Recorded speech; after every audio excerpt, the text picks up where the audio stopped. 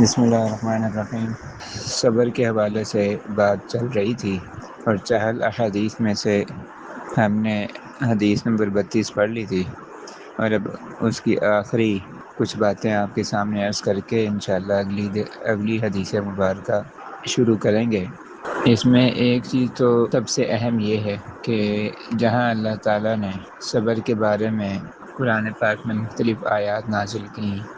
آزمائش کے بارے میں، امتحان کے بارے میں، وہاں اللہ تعالیٰ نے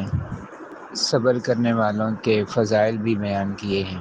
اور ان کو کچھ اللہ تعالیٰ نے کوئی ہدایات بھی جاری کی ہیں۔ ان میں سے ایک ہدایت کہہ لیں، ایک سبق کہہ لیں جو اللہ تعالیٰ نے ہمیں سکھایا ہے، جو اللہ تعالیٰ نے ہمیں رہنمائی کی ہے، اس کے بارے میں آج ہم پڑھتے ہیں، اور وہ یہ ہے کہ پارہ نمبر 2، سورت کا نام سورۃ البقرہ، آیت نمبر 156 یعنی 156 میں اللہ تبارک و تعالی ارشاد فرماتے ہیں: الذین اذا اصابتہم مصیبہ، کہ وہ لوگ جب ان کو کوئی مصیبت پہنچتی ہے، قالوا تو کہتے ہیں، انا للہ، کہ بے شک ہم اللہ کے لیے ہیں، وانا الیہ راجعون، اور ہم نے اسی کی طرف لوٹ کر جانا ہے۔ اب یہ آیت مبارکہ بھی ہم نے پڑھ لی اور اس کا ترجمہ بھی ہم نے دیکھ لیا۔ اچھا، اس کی کچھ مختصر سی تشریح آپ کے سامنے عرض کرتا ہوں کہ اس سے پچھلی آیت کے اندر اللہ تبارک و تعالی نے بیان فرمایا تھا کہ ہم تمہیں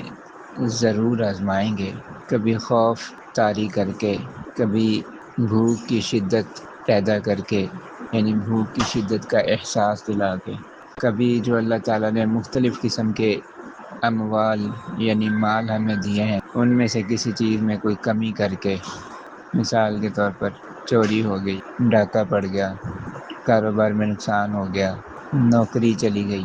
وغیرہ۔ اسی طرح کبھی کوئی والانفس والثمرات، کہ کبھی کوئی فوت ہو گیا، بیٹا فوت ہو گیا، بیٹی فوت ہوگی، بھائی فوت ہو گیا، بہن فوت ہوگی، والد والدہ میں سے کوئی فوت ہو گیا، بیوی فوت ہوگی، تو کبھی کسی کے فوت ہو جانے سے والثمرات، اور کبھی پھلوں میں کمی کر کے کہ یا تو پھل کھانے کے لیے میسر نہیں ہوں گے، یا پھل میسر ہیں لیکن انسان کھا نہیں سکتا،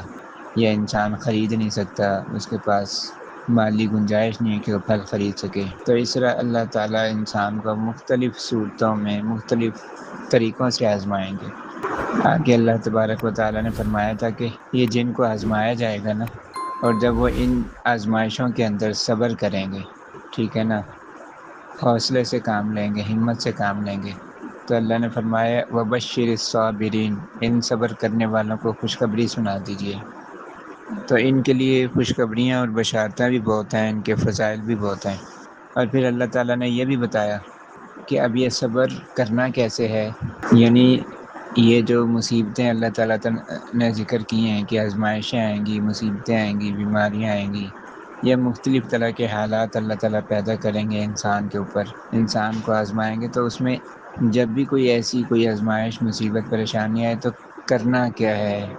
اس میں اللہ تبارک و تعالیٰ نے فرمایا کہ تم نے یہ کہنا ہے انا للہ و انا الیہ راجعون، کہ بے شک ہم اللہ تعالیٰ ہی کے لیے ہیں، یا بے شک ہم اللہ تعالیٰ ہی کی ملک میں ہیں، ملکیت میں ہیں، یعنی ہمارے مالک کون ہیں؟ اللہ تعالیٰ ہیں، ٹھیک ہے نا۔ صرف ہماری جان کے نہیں، ہمارے مال کے، ہماری اولاد کے، ہمارے کاروبار کے، گھر بار کے، گاڑی کے، ہر چیز کے مالک کون ہیں؟ اللہ تعالیٰ۔ وَإِنَّا إِلَيْهِ راجعون،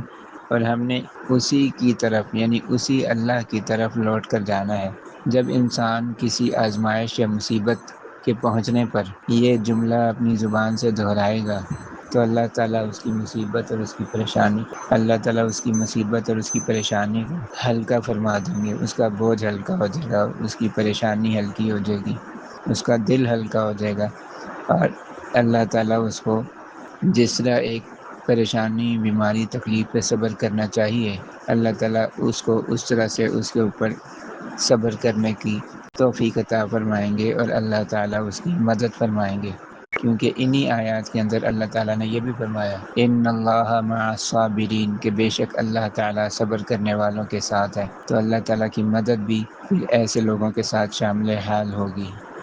اللہ تعالیٰ کی طرف سے جو ہمیں ہدایت کی گئی ہے، جو ہمیں درس دیا گیا ہے، وہ یہ ہے کہ جب بھی کوئی پریشانی، کوئی تکلیف، کوئی مصیبت آئے تو انا للہ پڑھ لیا کریں۔ تو اللہ تعالیٰ سے دعا ہے کہ اللہ تعالیٰ ہمیں اس آیت مبارکہ پر عمل کرنے کی توفیق عطا فرمائے۔